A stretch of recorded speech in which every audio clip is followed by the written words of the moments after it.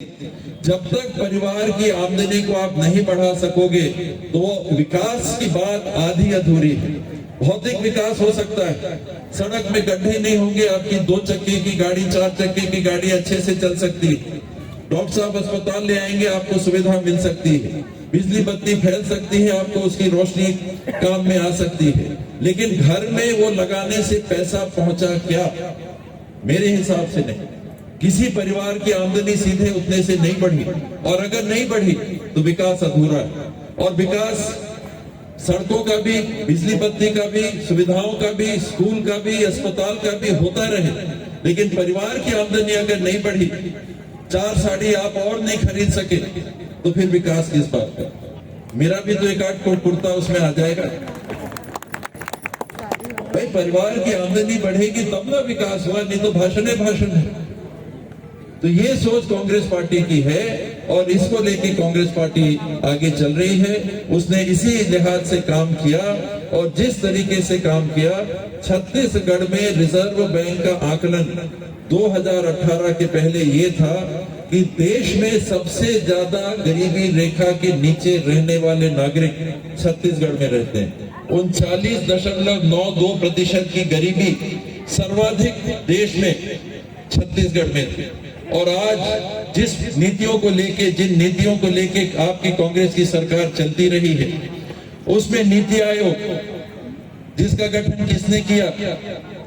तो दिल्ली वाले 2 दाढ़ी वाले बाबा, यहां वाले हम लोग नहीं, दिल्ली वाले। उन्होंने योजना आयोग को भंग किया, नीति आयोग का गठन किया और उसमें अपने नुमाइंदे को बैठाया। और उन्होंने क्या घोषणा की? उन्होंने ये घोषणा की कि छत्तीसगढ़ में 2018 में सरकार आने के बाद 40 लाख लोग गरीबी रेखा से ऊपर उठे। 40 लाख लोग छत्तीसगढ़ में गरीबी रेखा से ऊपर उठे। ये अंतर होता है नीतियों का, ये अंतर होता है आपके पास धान कर्जा माफी करने का, धान के भाव को बढ़ाने का।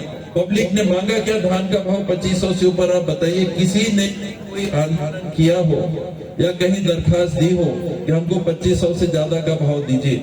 लेकिन कांग्रेस की सरकार की नीति थी कि आज देश में सर्वाधिक धान की कीमत छत्तीसगढ़ में मिलती है। जहां के प्रधानमंत्री हैं, उत्तर प्रदेश के, बनारस से सांसद हैं, बनारस में धान का भाव क्या है? 1200 से 1400 रुपया, 1200 से 1400 रुपया।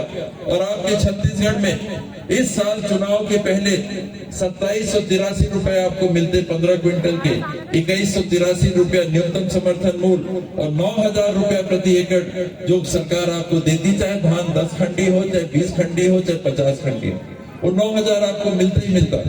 इस नीति के माध्यम से सरकार ने प्रयास किया कि हमारे परिवारों के पास धन की बढ़ोतरी हो।